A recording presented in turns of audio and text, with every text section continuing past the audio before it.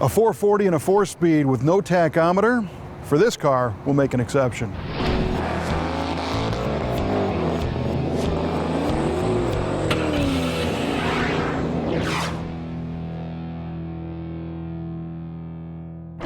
This is a really good-looking car, and it's got a number of details and features that make it stand out. And first is the color. It's color code EV2, and it's named tor-red. And it's about as intense as a red as you could get on any muscle car. It's almost orange, but not quite. And the code A22 color-keyed elastomeric bumpers really help the body appear to be entirely dipped in red paint. Today we're looking at a 1971 Plymouth Cuda convertible with the 446 barrel under the hood and a 4-speed transmission. They made 5 of these cars, and you could get this in its base model with a 6-cylinder all the way up to the mighty 426 Hemi in the Cuda convertible as well. And while many people believe that the 426 powered cars are the pinnacle of muscle cars, there are those who say the 446 barrel is actually a better car. While many 440 6-pack Cudas were ordered to be stripped-down street racers, this car is quite the opposite.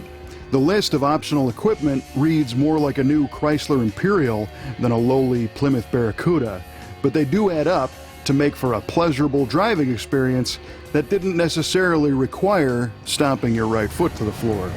Things like a power convertible top, power windows, a remote-controlled side mirror with a passenger side mirror, the full console with the wood grain trim, of course the pistol grip shifter, and the luxurious leather-trimmed bucket seats are not normally found on muscle cars.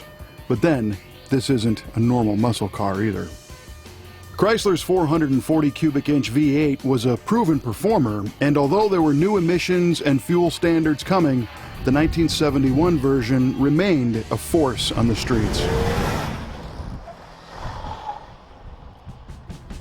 The internals of the mighty RB Platform 440 were rock solid, with a forged steel crankshaft, good connecting rods, and a 10.5-to-1 compression ratio.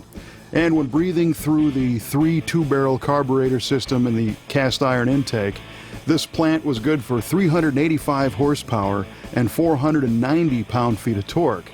The power rating was down a few ponies from 1970, but it was still enough to push these cars to mid-14-second quarter-mile times, especially when equipped with the 354-to-1 track-pack rear axle like this car has. And to keep that 440 planted on the pavement, these cars came with 15-inch rally wheels with raised white-letter tires, performance suspension, and a brake upgrade to bring things back to a halt.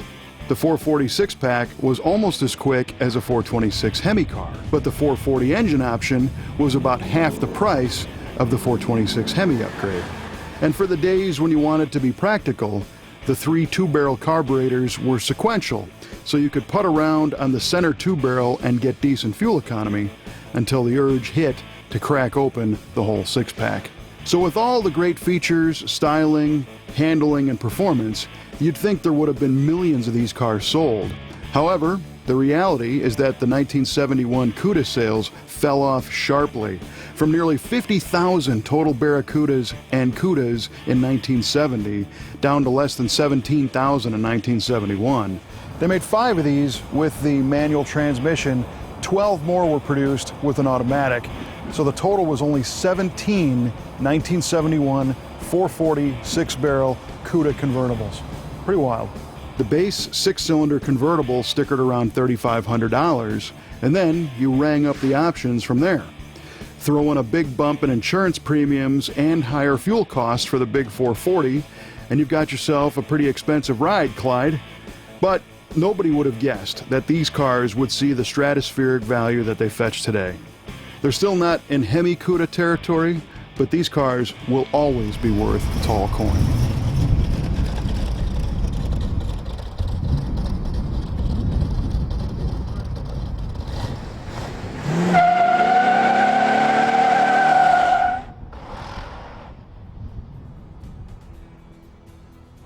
For Cuda fans, it really doesn't get much better than this. And believe me, we know we're lucky to be able to spend time with these cars in the Brothers collection.